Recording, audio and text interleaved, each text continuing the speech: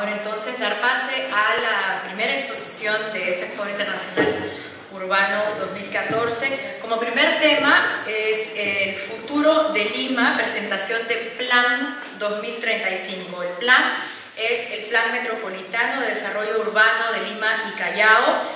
A cargo de esta exposición estará un arquitecto graduado de la Facultad de Arquitectura, Urbanismo y Artes en la UNI, con estudios de maestría en arquitectura en la UNI y gestión de proyectos para el desarrollo en la Universidad de Turín. Ha sido consultor de entidades públicas como el Instituto Metropolitano de Planificación, así como CERPAR, donde ha dirigido la formulación del Programa de Inversiones 2011-2014, que comprende la creación y mejoramiento de espacios públicos y equipamientos metropolitanos. Ha sido también profesor de la Facultad de Arquitectura de la UPC en asignaturas de Urbanismo y Diseño Arquitectónico y actualmente en la Facultad de Arquitectura, Urbanismo y Artes de la UNI en el Seminario Ciudad de Lima. Actualmente tiene a su cargo la dirección del Plan Metropolitano de Desarrollo Urbano al 2035. Recibamos con un fuerte aplauso al arquitecto José García Calderón, coordinador técnico del Plan Urbano.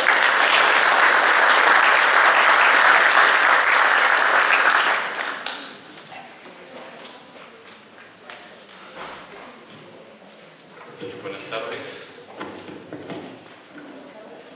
Agradezco la oportunidad que se nos presenta al equipo del Plan Urbano para poder presentar los avances que venimos desarrollando en la evolución del plan. Agradezco al Colegio de Arquitectos, a SAIC también por el apoyo a la organización de la Municipalidad de Lima. Para nosotros es importante poder tener este tipo de eventos, presentaciones que nos permita ir explicando, ir comunicando cómo se van dando los avances del proceso que venimos desarrollando, porque finalmente tenemos bajo nuestra responsabilidad el desarrollo de lo que consideramos debe ser una iniciativa ciudadana principalmente, ¿no? Es un año, como conocemos, complejo en el sentido de que hay una coyuntura política bastante fuerte en este momento y que puede ser un elemento distorsionante de todas las propuestas que se pueden dar, pero confiamos en que en la medida que haya una mayor participación, difusión y debate sobre lo necesario que es el plan para el futuro de la ciudad, creemos que podrá finalmente poder aprobarse, implementarse y llenar ese vacío que hemos observado todos y experimentado en los últimos años en el desarrollo de Lima.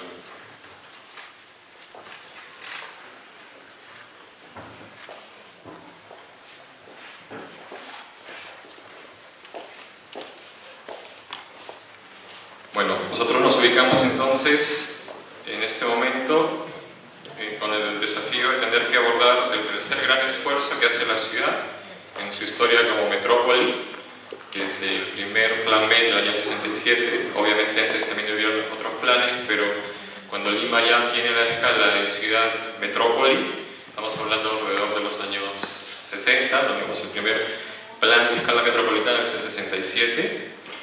Y el segundo, este plan debería haber estado vigente hasta el año 80, y luego hay unos 10 años en los que se desarrollan unas iniciativas parciales, pero hasta el 90 no se elabora un segundo gran plan metropolitano. Y esto tiene un desarrollo parcial o una implementación parcial en la medida que el Estado tiene unos cambios estructurales en el año 92, que todos conocemos, y muchas de las propuestas del año 90, del plan del 90, no pudieron ser implementadas, ¿no? Y tampoco fue actualizado.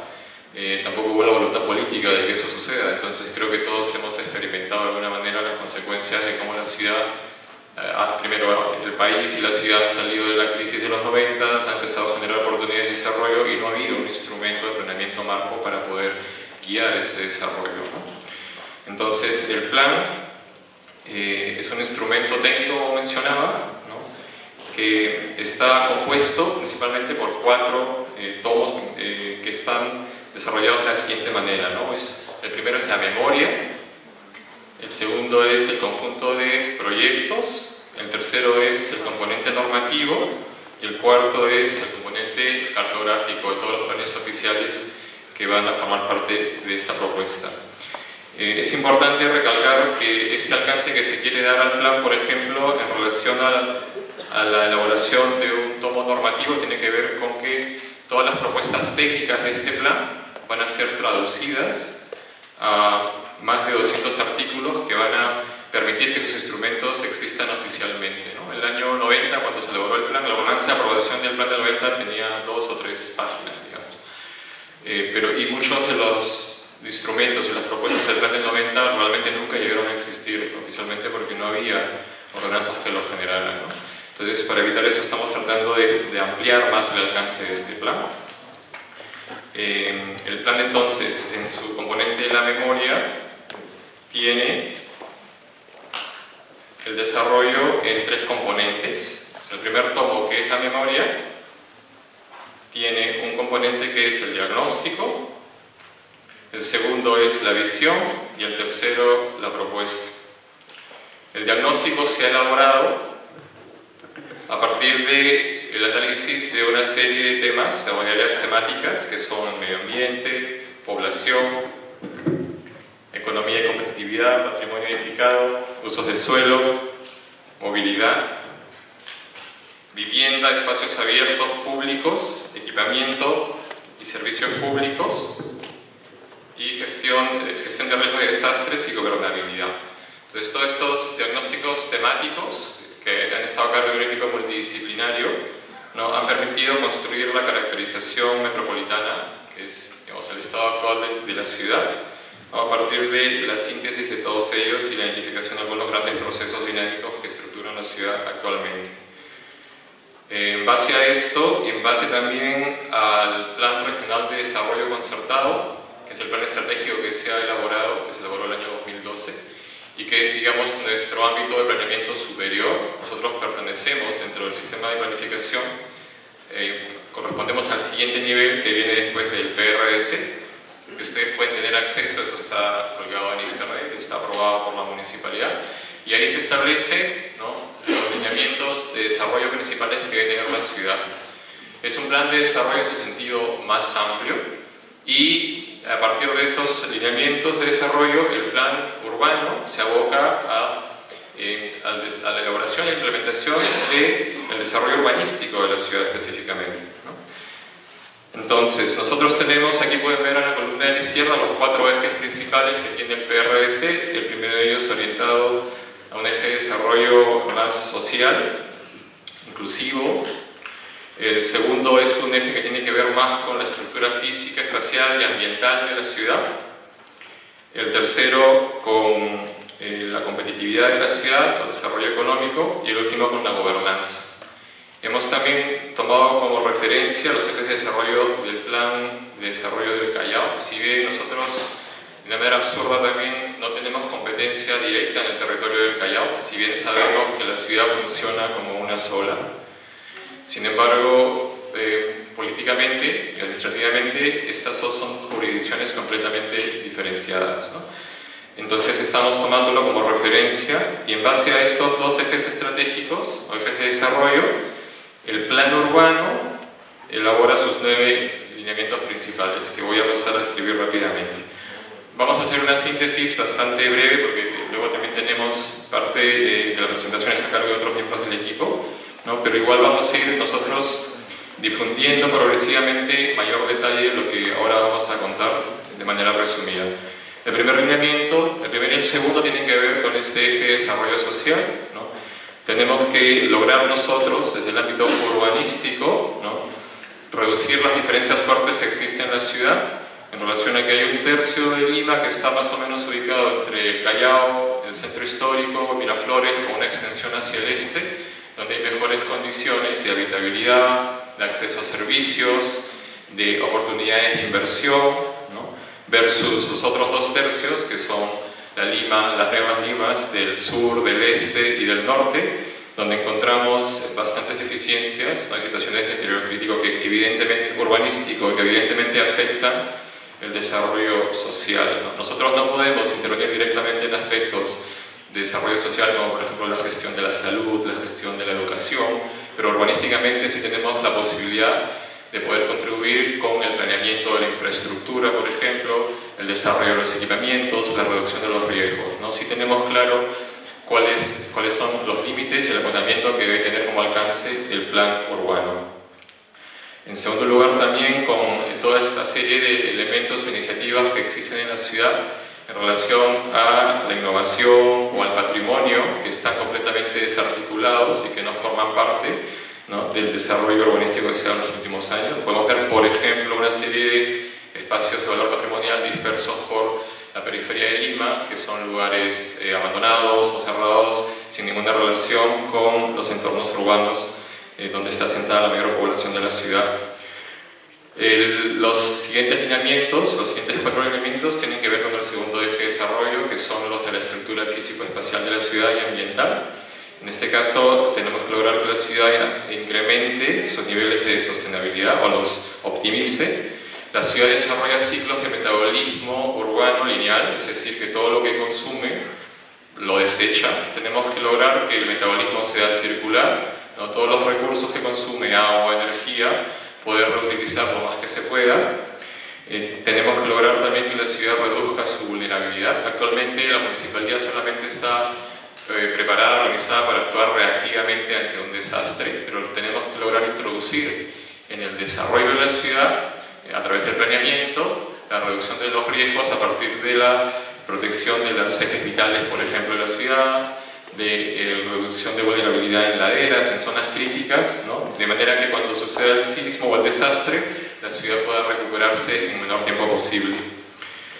Estos otros 3 lineamientos tienen que ver más con la estructura física de la ciudad, que sea una ciudad compacta. Es un paradigma para muchas ciudades. Lima sabemos que no lo es una ciudad muy poco densa, es una ciudad difusa, extensiva, y probablemente sea muy difícil pensar que Lima se puede convertir completamente en una ciudad compacta, pero tal vez sí sea posible en algunas áreas poder tender a tener un modelo más sostenible, como por ejemplo en las nuevas centralidades, ¿no?, las nuevas áreas de la Lima Sur, Norte, Este, donde se están desarrollando concentraciones de comercio, de servicios, de trabajo, de vivienda, o también en los ejes de movilidad, donde se concentran 16 millones de viajes diarios, ¿no?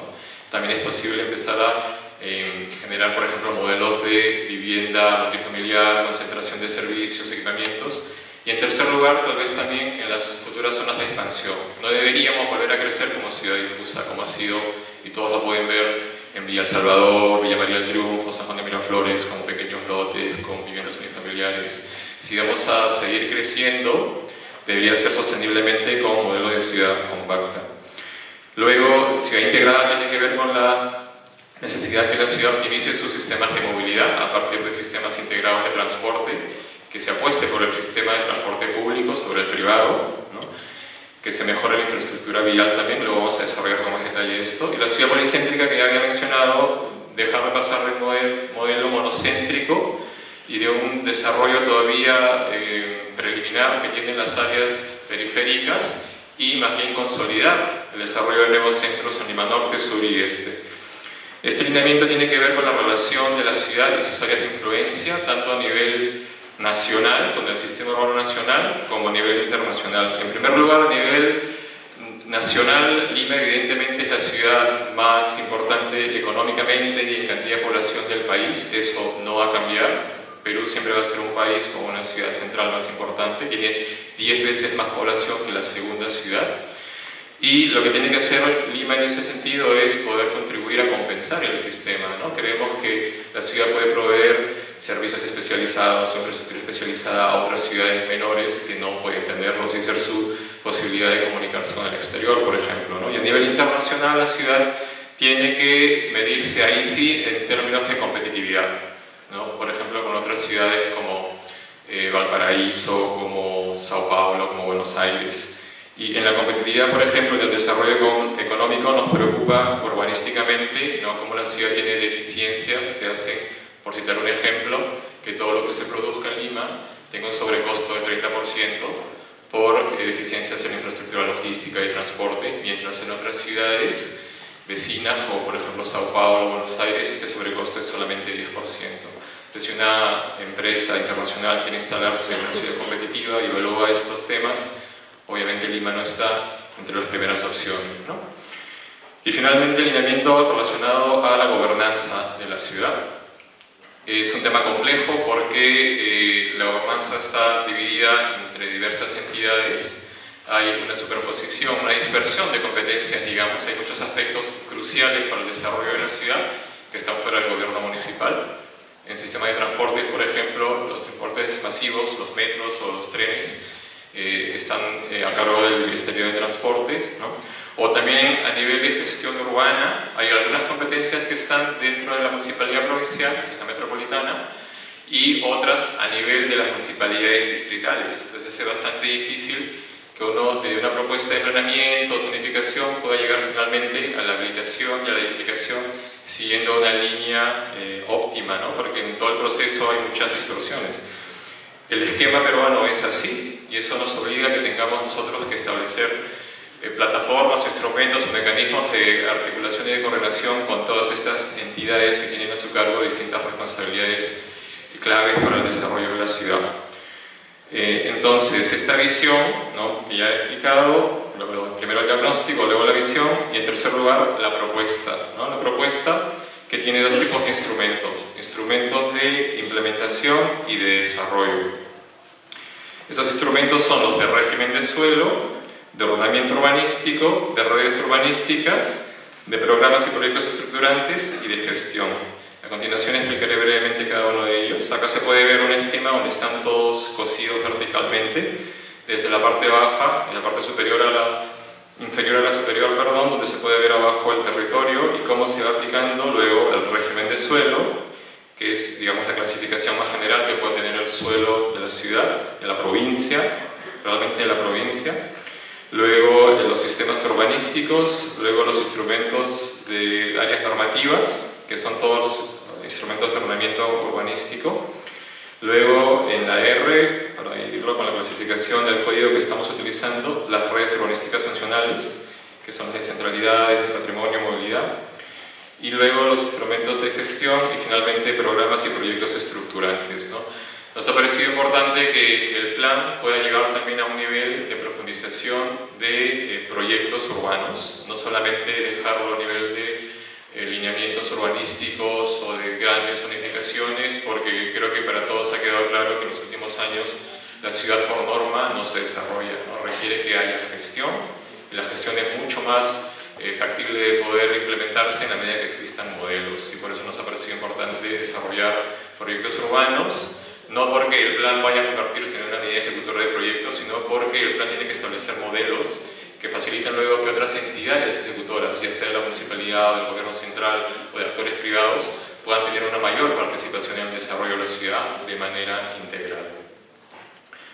Entonces, en primer lugar, el régimen de suelo, en base a 3 categorías que actualmente ya existen. Eso también para mencionarlo, nosotros lo que estamos haciendo en muchos sentidos hemos considerado que es revivir un instrumento, ¿no? Lo que no estamos haciendo es generar una revolución de cosas nuevas, de instrumentos inéditos, de cosas que nadie ha visto. Mucho tiene que ver más bien con que el plan vuelva a la vida, ¿no? El plan no debe ser un instrumento que se hace una sola vez cada 20 años. Tiene que cobrar vida en la medida que el plan acompañe todas las gestiones municipales que vienen y que pueda ser permanentemente actualizado, ¿no? Entonces, en ese sentido, este instrumento que ya existe, ¿no?, que ha sido creado por ordenanzas, ¿no?, va a formar parte del plan, que es esa clasificación en 3 tipos de suelo: qué suelo es urbano, qué suelo sería urbanizable, qué suelo no urbanizable. Lima tiene, redondeando números actualmente, 85.000 hectáreas de suelo urbano, que es toda la mancha de color gris que ustedes pueden ver en el mapa. Ahí es donde están todas las zonas residenciales, las zonas industriales, comerciales, ¿no?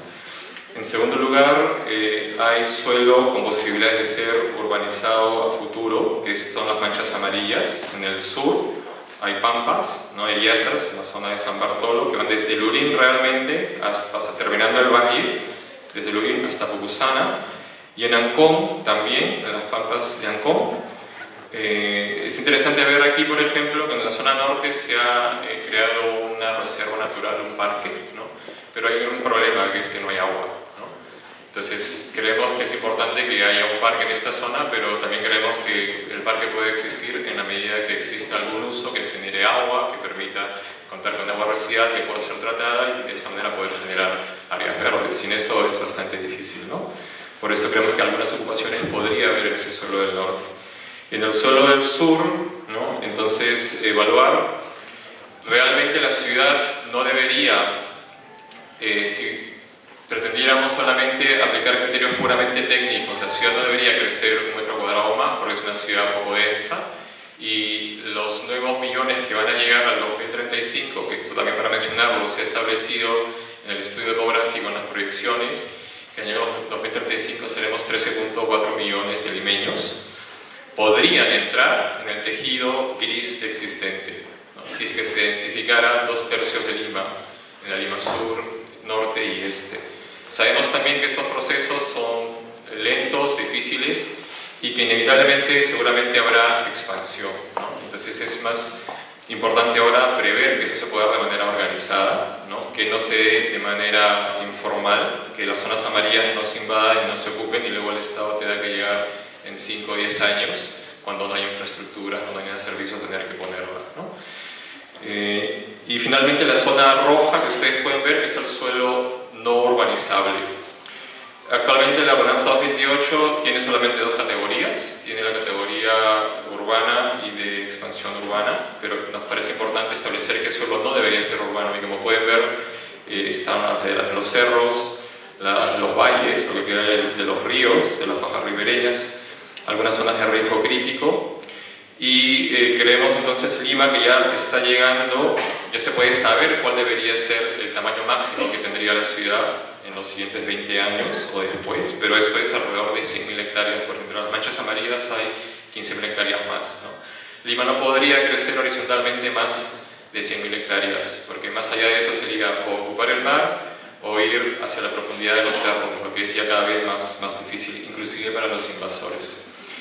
El siguiente nivel está dado por los instrumentos de ordenamiento urbanístico, que son de 2 tipos, las áreas normativas y los sistemas urbanísticos. Los sistemas urbanísticos son 4, que son el esqueleto de la ciudad, el sistema de movilidad, los sistemas de espacios abiertos, el sistema de equipamientos y el sistema de infraestructura de servicios básicos.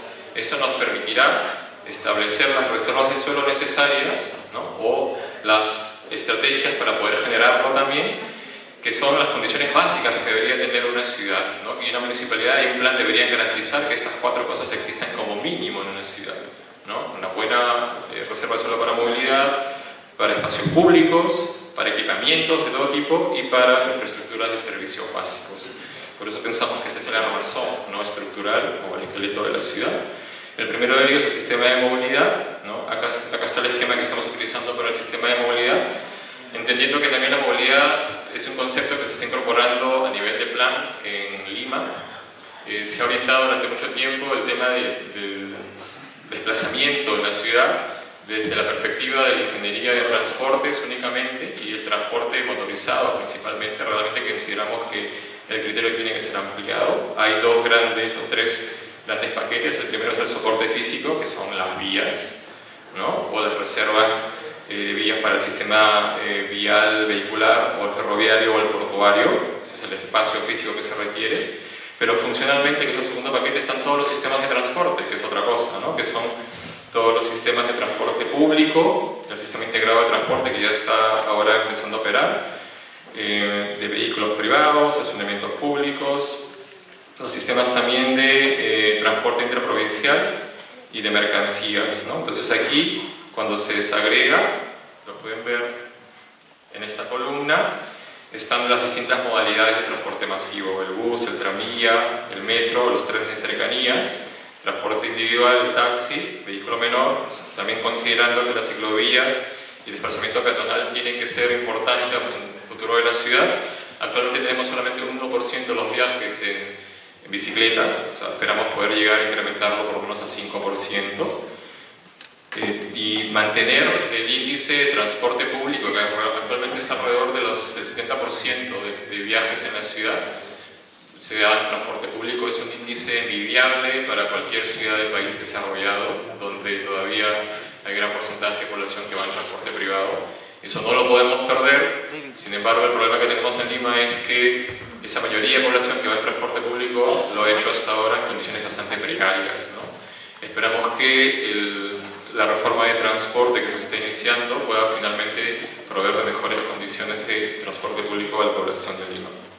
Y finalmente, a nivel operativo, el sistema de gestión de tránsito.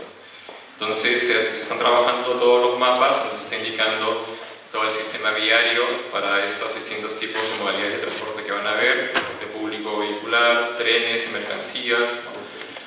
Una cosa importante a recalcar es que la estructura vial de Lima se observa que tiene bastante heterogeneidad en relación a su densidad. Hay áreas donde existen bastante densidad de vías metropolitanas y zonas donde escasean. Zonas que nos preocupan son la zona norte, por ejemplo, en Caraballo, donde se está ocupando informalmente con pocas vías metropolitanas, que eso dificulta mucho su accesibilidad, ¿no? Las zonas centrales tienen mucho más densidad. Luego también la estructura vial de Lima no tiene una continuidad en su desarrollo. Hay vías que de pronto se interrumpen o angostan su sección, lo que dificulta que se pueda desplazar uno de manera eficiente por la ciudad. Creemos que es importante que se desarrollen los anillos viales. El más importante de ellos es el tercero, que ustedes pueden ver aquí, que permitiría articular zonas que actualmente están desconectadas por la geografía que tiene la ciudad y cómo se han desarrollado, ¿no? San Juan de Lurigancho, Comas, por ejemplo, son grandes zonas que concentran población significativa, pero siempre que uno quiere desplazarse de un lugar a otro tiene que bajar al centro, ¿no? Este modelo monocéntrico tiene que ser superado a partir de ejes que permitan generar una malla y una transversalidad en los sistemas que actualmente tiene Lima de sistemas viales. Y también la vía periurbana, me parece que es un proyecto estratégico que ya estaba planteado en el año 90, pero que como no se pudo gestionar y no se hicieron las reservas efectivas, se han desarrollado áreas residenciales frente a ella. Esta vía debería ser la autopista de la ciudad, la autopista que no existe actualmente, ¿no? Actualmente el tráfico en la carretera panamericana está alrededor de 17-20 km por hora. Eso no es una autopista en ningún lugar del mundo, y además pensar que una ciudad de 9 millones de habitantes no tenga una vía por la que se puede ir a 80 km por hora da claras muestras del nivel de ineficiencia que tiene la ciudad en su transporte, ¿no? La vía periurbana sería la oportunidad de poder contar con esa vía rápida que también permitiría tener transporte de mercancías y conectar polos productivos en la zona sur y en la zona norte, pero evidentemente es un gran proyecto de envergadura nacional, porque esto tendría que atravesar una serie de túneles y puentes en las quebradas, y permitiría, cuando se desarrolle, poder conectar justamente todas las quebradas y articular mejor el borde de la ciudad. Entonces, en este plano de movilidad se está incorporando absolutamente todo el sistema vial con todas sus jerarquías y se está priorizando cuáles son las infraestructuras prioritarias que ya he mencionado en la anterior presentación, en la anterior diapositiva. El segundo sistema es el de espacios abiertos, ¿no? Infraestructura ecológica. Son todas las áreas de valor ambiental, ya sean parques o ya sean las áreas de valor natural, como por ejemplo las lomas, lo que quedan en los valles o el litoral mismo, y todo se está registrando en el sistema integrado que tiene el plan de la ciudad, con las categorías diversas que tiene. Actualmente hay estas categorías, ¿no? Que son los parques zonales, parques metropolitanos, parques distritales, plazas, pero también hay diversos elementos potenciales que podrían incorporarse, ¿no? Las áreas de las lomas, el litoral mismo, los humedales, los sistemas de canales prehispánicos, por ejemplo, que están por ahí todavía parcialmente que existen, servidumbres de las infraestructuras de servicios, ¿no? Y todo esto podría formar un sistema ampliado, que es lo que no existe hasta ahora. Ha habido diversas gestiones en muchos años, se han intentado prefigurar un sistema. El plan B lo intentó, pero finalmente no hay una ordenanza que cree o que constituya el sistema de espacios abiertos en la ciudad. Hay una atraso en ese sentido. El sistema de equipamientos igual. La norma última del sistema de equipamientos nacional creo que es el año 72, el CISNE, ¿no? Es impresionante cómo no hemos podido todavía actualizar. Se han hecho, creo, algunas iniciativas del Ministerio de Vivienda en los últimos años, pero todavía no hay una actualización oficial. En todo caso, el plan está trabajando una serie de criterios para poder establecer los estándares para determinar dónde deberían estar ubicadas las zonas de equipamientos en la ciudad. Voy a correr un poco para poder cumplir con el tiempo que tengo reservado, ¿no? Y finalmente el último sistema de infraestructura de servicios básicos, que son los servicios de agua, saneamiento, energía y comunicación. agua, alcantarillado, gestión de residuos sólidos, energía eléctrica, gas y telecomunicaciones. El agua, por ejemplo, ¿no?, desde la toma de las fuentes hasta las colecciones domiciliarias, incluyendo todo el conjunto de elementos que componen el sistema como reservorios y redes de distribución.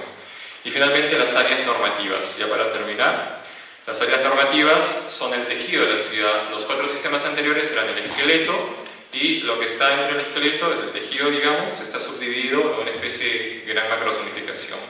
Las áreas de tratamiento normativo, por ejemplo, actualmente existen, son 4 sobre suelo urbano, pero estamos nosotros ampliándolas porque la ciudad tiene una diversidad de situaciones que impiden que se pueda aplicar políticas específicas para cada zona. Entonces, en base a las características de cada sector de la ciudad, se están construyendo una ampliación de estas ATNs, o áreas de tratamiento normativo, sobre el suelo urbano, que van a ser 12, en función, por ejemplo, de las condicionantes de riesgo, de los niveles de consolidación que tiene cada uno de estos barrios, de la existencia de espacio público, ¿no? Para mencionar brevemente, por ejemplo, las zonas más críticas son las manchas rojas, que son las áreas de tratamiento normativo de mejoramiento integral, donde están los mayores déficits de habitabilidad que tiene la ciudad y donde viven aproximadamente 250.000 personas, ¿no? Zonas como esta, donde actualmente la norma dice que es una gran macrozona, la ATN1, probablemente nosotros vemos 3 zonas, ¿no? La ciudad de las laderas tiene condiciones completamente distintas al fondo de la quebrada. Esto que está aquí es la quebrada de Independencia, y la parte de abajo, que es el eje de la Panamericana Norte, es una zona completamente distinta, donde se está desarrollando actualmente unas dinámicas muy intensivas, ¿no?, de recambio de usos de zonas industriales a probablemente zonas de servicios o de vivienda. En las áreas urbanizables, que es la segunda clasificación de suelo, hay 3 categorías: área de desarrollo de alta intensidad, baja intensidad y productivo industrial, que ese es el suelo urbanizable a futuro.